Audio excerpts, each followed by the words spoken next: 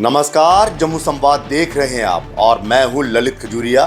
संसदीय चुनावों के परिणाम 4 जून को आए और सबसे बड़ा अचंबा जो हुआ वो ये हुआ कि जम्मू कश्मीर में अगर हम बात करें तो दो पूर्व मुख्यमंत्री को हार का सामना करना पड़ा और शिकस्त ऐसी कि हर कोई हैरान रह गया। भारतीय जनता पार्टी शुरू से कह रही थी कि परिवारवाद को खत्म करना है, हमारा मकसद जम्मू कश्मीर में खुशहाली लाना है, लेकिन परिवारवाद की सियासत ने जम्मू कश्मीर को बर्बाद कर दिया है, खासकर घाटी को बर्बाद कर दिया है। इसीलिए परिवारवाद को हटाना है, इसे ख़त्म करना है और उसका नतीजा ये हुआ कि अनंतनाग से महबूबा मुफ्ती जी हार गई और बारामुल्ला से उमर अब्दुल्ला जी हार गई। ये दोनों जम्मू कश्मीर जब रियासत हुआ करती थी ये उस रियासत के मुख्यमंत्री रहे, लेकिन जनता में अब इनका जनाधार जो है वो काफ़ी फीका पड़ गया है।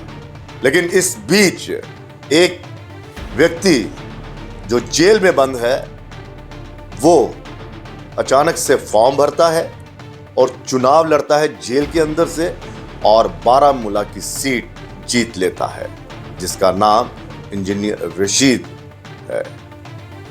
और उसके बाद जो बयानबाजी होती है वो ये बताती है कि पिछले 10 सालों में भारतीय जनता पार्टी जिस तरह से केंद्र सरकार जो यहाँ पर अपने जो नीतियाँ हैं वो जम्मू कश्मीर में लागू कर रही है, उसके चलते अगर एक अलगाववादी नेता जिस पर आरोप है कि वो अलगाववाद को बढ़ावा देता है, आतंकवाद को बढ़ावा देता है, ऐसी तकरीरें करता है जिससे माहौल ख़राब होता है, वो जेल में बंद है, लेकिन जनता उसके समर्थन में आती है और उसे जितवा देती है। तो भारतीय जनता पार्टी पर कई राजनीतिक जो हैं नेता वो सवाल करते हैं उससे कि भाई साहब अलगाववाद तो जिंदा है। अब इसी को आगे बढ़ाते हुए उमर अब्दुल्ला ने कहा है कि इंजीनियर रशीद की जीत जो है वो ये साबित करती है कि घाटी में अलगाववाद जो है वो मरा नहीं है, वो अभी भी जिंदा है और इस जीत से ये अलगाववाद और बढ़ेगा और जो इस्लामिक आंदोलन जो हार गया था वो फिर से रफ्तार पकड़ेगा। हार गया था मतलब ये कि इनका कहने का मतलब कि जब तक हमारी सरकार थी हमने उन फंडामेंटलिस्ट को उन पर कार्रवाई की थी, उन पर रोक लगाई थी, उन्हें काबू किया था, जेलों में बंद किया था, लेकिन इंजीनियर रशीद की जीत जो है वो ये बता रही है कि अलगाववाद जो है वो अभी तक जिंदा है। तो क्या वाकई अलगाववाद ने की सोच ने इंजीनियर रशीद को जितवाया है? क्या ये अलगाववाद इन चुनावों में ही सामने आया है? हालांकि जो वाहिद पारा जो श्रीनगर से चुनाव लड़े थे पीडीपी की सीट से, उन्होंने कहा कि उमर अब्दुल्ला पर आरोप लगाया कि भाई साहब विभाजनकारी राजनीति किसने शुरू की 1987 में? आपने। अलगाववाद कब शुरू हुआ? जब 1987 में रिगिंग हुई तब अलगाववाद शुरू हुआ और आपका इस तरह से आरोप लगाना काफ़ी ये एक चिंता का विषय है। लेकिन सवाल फिर वही है कि क्या वाकई इंजीनियर रशीद की जीत जो है वो अलगाववाद की जीत है, या फिर ये कहें कि भारतीय लोकतंत्र में सबको चुनाव लड़ने का अधिकार है और जब तक वो दोष उस पर साबित नहीं हो जाता या उसे अदालतें सज़ा नहीं दे देती तब तक आप उसे दोषी नहीं कह सकते। हाँ, आरोप भले ही लगे हों।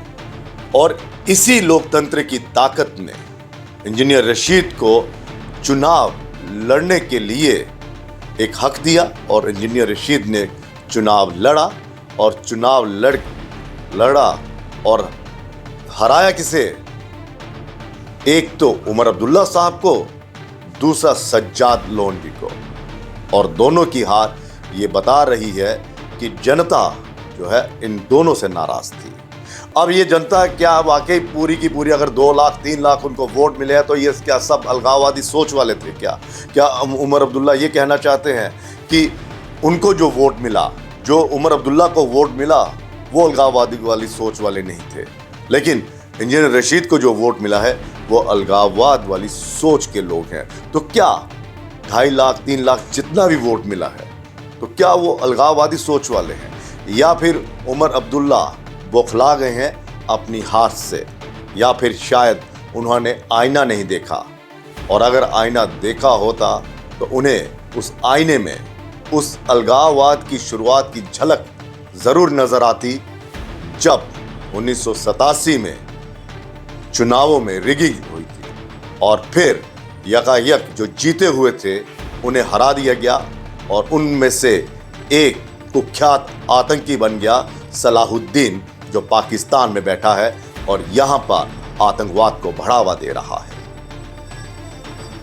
क्या उमर अब्दुल्ला उस दौर को भूल गए हैं जब आतंकवाद की शुरुआत हुई थी तो सरकार किसकी थी? क्या उमर अब्दुल्ला ये कहने की कोशिश कर रहे हैं कि भाई साहब यहाँ की पूरी जनता अलगाववादी समर्थक है और मुझे जो वोट मिला है वो राष्ट्रवादी लोगों ने डाला है और बाकी जो अलगाववाद वाले नेता हैं, सोच वाले लोग हैं जिन्होंने इन्हें जितवाया है। लेकिन ये जो ट्वीट उन्होंने किया है, अब ये आने वाले दिनों में इस पर खूब सियासत होगी। हालांकि भारतीय जनता पार्टी का इस पर कोई रिएक्शन नहीं आया, लेकिन ये कहा जा सकता है कि बहुत जल्द भारतीय जनता पार्टी के नेता भी अब उमर अब्दुल्ला के इस ट्वीट पर रीट्वीट करेंगे और कुछ तो बयान देंगे कि भाई साहब आप भूल गए, आप भी तो 370 जो अलगाववाद की सोच वालों को बढ़ावा देता था, उस 370 की वापसी के लिए आपने क्या कुछ नहीं किया। और भारतीय जनता पार्टी पर भी ये आरोप लगेंगे कि भाई साहब इन 10 सालों में आपने क्या किया? इन 10 सालों में क्या वाकई अलगाववाद खत्म हो गया, आतंकवाद खत्म हो गया? इस जो फंडामेंटलिस्ट जितनी भी ताकतें हैं इस्लामिक, क्या वो खामोश हो गए? क्योंकि उमर अब्दुल्ला ने कहा है कि जो पराजित इस्लामिक आंदोलन था वो पुनर्जीवित होगा। ये चेतावनी है या फिर उन्हें इस चीज़ का एहसास हो रहा है कि भाई साहब मैंने तो बहुत मेहनत की थी लेकिन लोगों ने मुझे हरा दिया, तो चलिए क्यों ना ये एक विचार जो है, जो मेरा दृष्टिकोण है, उन्होंने लिखा भी है कि मेरा जो दृष्टिकोण है वो ये बता रहा है कि आने वाले दिनों में अलगाववाद की जो ताकतें हैं वो मजबूत होगी। हालांकि उन्होंने ये भी कहा है कि मैं शुरू से उन तमाम लोगों के हक़ में रहा हूँ जो निर्दोष हैं, जेलों में बंद हैं, उनकी रिहाई के लिए मैंने बहुत कुछ किया है। लेकिन उमर अब्दुल्ला का ये बयान जो है वो सियासी गलियारों में ज़रूर बवाल मचाएगा और अब विभिन्न राजनीतिक दलों के नेताओं का अब क्या रिएक्शन आता है, किस तरह से वो इस बयान को लेते हैं, इसका अब इंतज़ार करना होगा। लेकिन ये है कि ये राजनीतिक बयान देकर उन्होंने आग तो ज़रूर लगा दी है और भारतीय जनता पार्टी अब किस तरह से इस पर अंकुश लगाएगी, किस तरह से इस बयान का जवाब देगी, ये उस पर निर्भर करता है। फिलहाल इजाज़त दीजिए, नमस्कार।